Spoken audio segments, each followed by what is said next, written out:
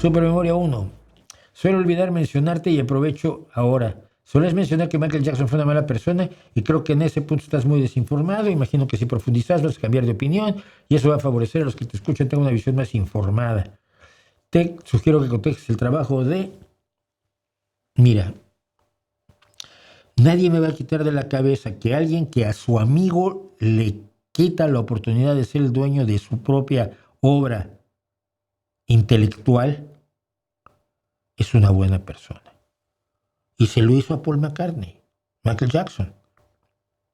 Te repito la anécdota, porque así la cuenta McCartney. Michael Jackson le sobraba dinero y dijo, ¿y qué invertiré? Y McCartney dijo, hombre, invierte en derechos de autor. Los derechos de autor dejan dinero y son ingreso constante y invierte en catálogos musicales. Ah, ¿cómo no? Y de pronto se entera Paul McCartney que Michael Jackson compró el catálogo de los Beatles y además lo empezó a comercializar, empezó a prestarlo para anuncios comerciales, cosa que nunca se había permitido antes. Y le dijo, oye, pero si es que yo lo quería comprar. Y decía, no, bueno, estos son negocios, esto no tiene nada que ver con nuestra amistad. Hombre, eso es de mala persona. Ahora, pagarle dineros a familias de niños para evitar juicios tampoco me parece de muy buena persona.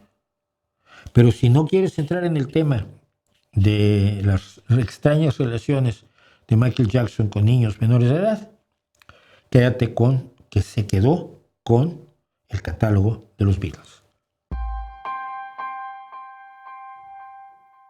Mauricio, las cosas de negocios no funcionan así. ¿Por qué tendría Jackson que no comprar el catálogo de los Beatles para dejárselo a su amigo?